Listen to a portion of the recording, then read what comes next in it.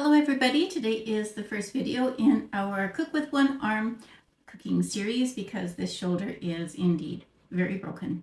So today we're going to learn how to make yogurt, and it's super easy. You don't need a lot of fancy stuff.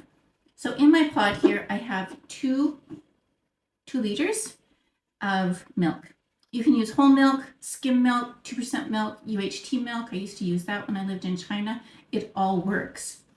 And you're going to put it in your pot, and the first thing that we're going to do is heat it up to 180 degrees, and that will inhibit any bad bacteria from growing into our yogurt, and it will also cook off some of the water. Milk always has water in it, right? So cook that off into some steam, and then you're going to get a nice firm, thick yogurt. Also, after you heat it to 180 degrees, make sure that you're stirring it so it doesn't all stick to the bottom of the pan. You're going to cool it after to 100 degrees, okay? So after you've done that, come back with me and I'll show you the rest. It's super easy.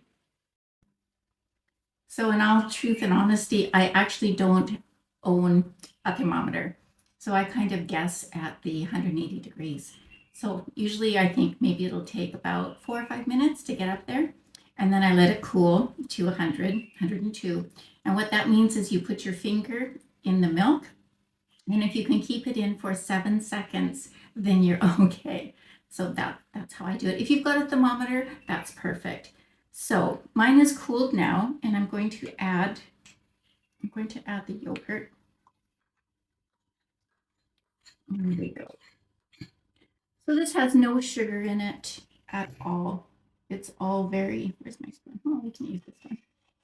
So very natural.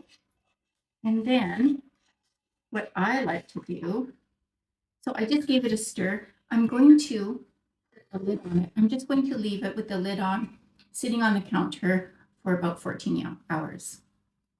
And it's hot enough here that it will turn it into a nice thick yogurt. If you only let it sit for about 6 hours, you're not going to get a very thick yogurt. Yeah, so that's it. It's super, super easy, and it's really good with, oh man, this is my favorite. I scoop in some yogurt. I have this any time of the day. And then I pour in some passion fruit. And if I'm feeling fancy, I'll have a little bit of maple syrup in there too, and enjoy.